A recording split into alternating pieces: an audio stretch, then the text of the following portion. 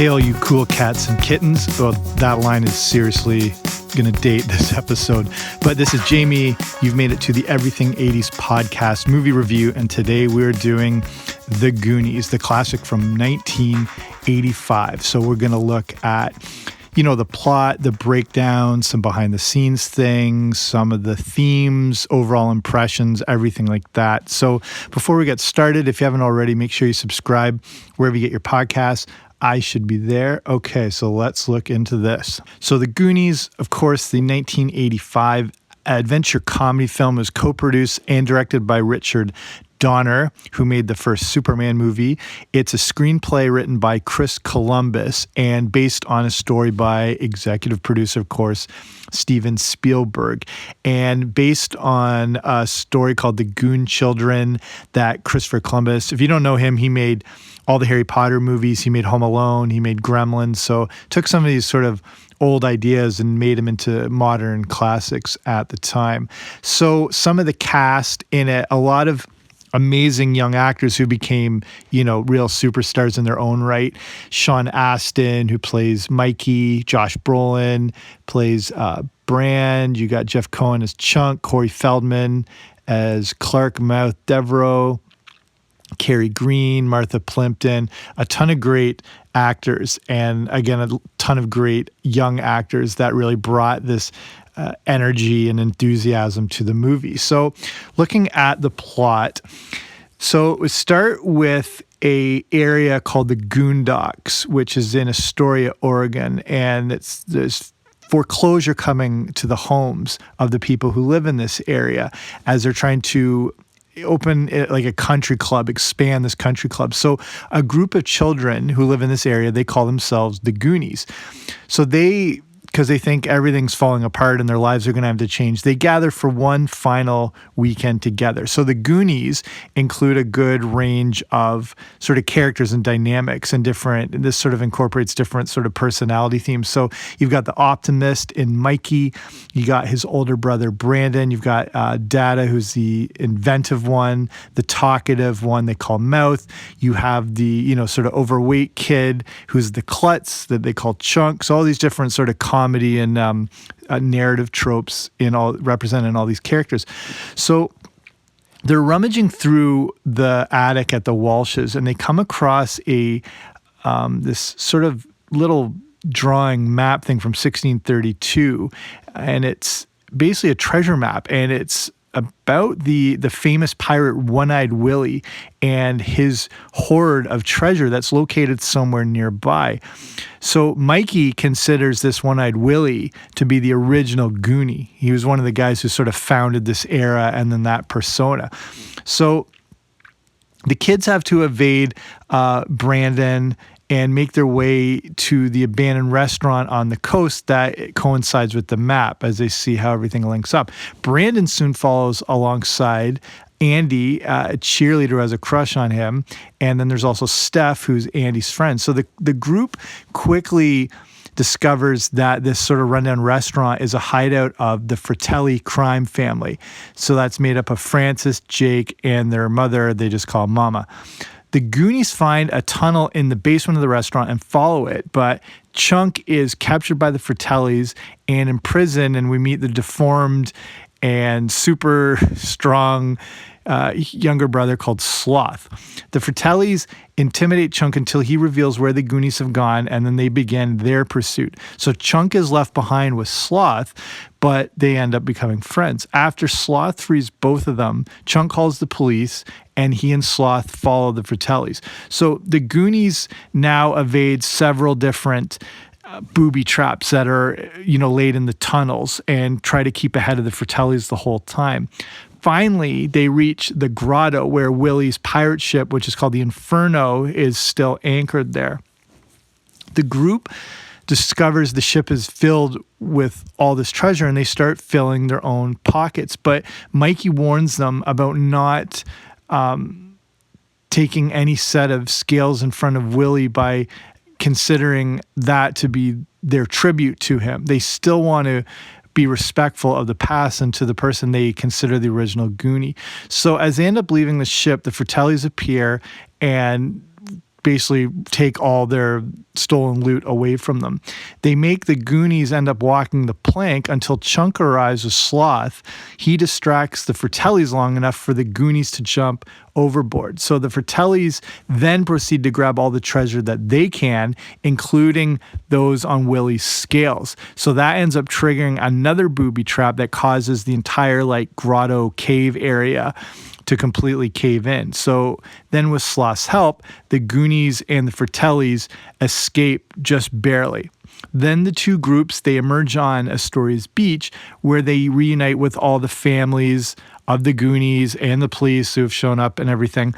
The Fratellis are then arrested, but Chunk is able to help stop Sloth from having to be taken away too, and then invites Sloth to live with him, which he ends up accepting.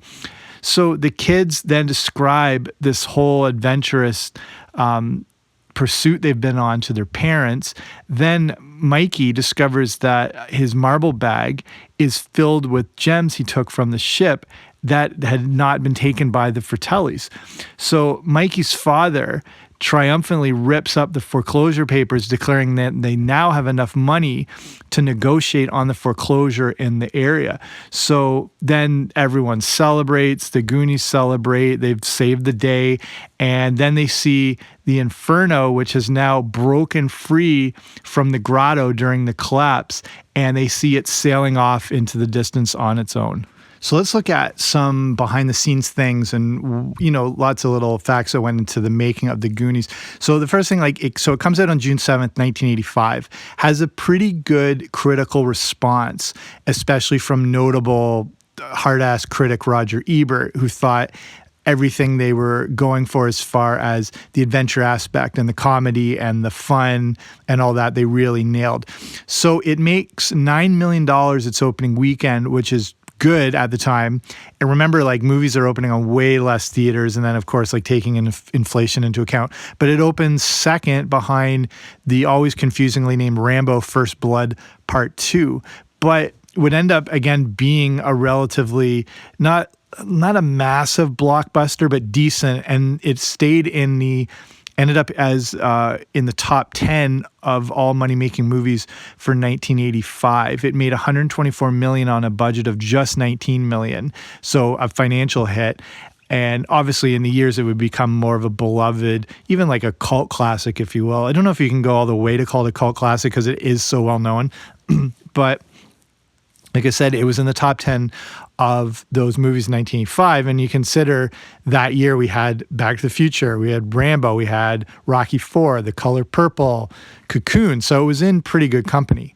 So a lot has been made note of over the course of the filming of the movie that the kids were pretty rambunctious, not necessarily tough to deal with, but when you throw a bunch of these kids together, it is pretty chaotic. So sometimes it was harder to capture their attention perfectly. And they ended up shooting the movie in chronological order. They thought that way the kids would be able to focus better on how the movie and the plot was unfolding. It was something Spielberg was big on with kids. He thought it was better for them to know where everything was going. And he did it famously in E.T., especially with the younger actors and Drew Barrymore, because they were able to follow where everything was going instead of jumping around from scene to scene. So a good incident of that, as far as trying to capture their attention perfectly, is the scene where the kids see One-Eyed Willie's pirate ship for the first time. That's all happening again in real time. None of the kid actors had seen the set or the newly constructed pirate ship. So what you're seeing on film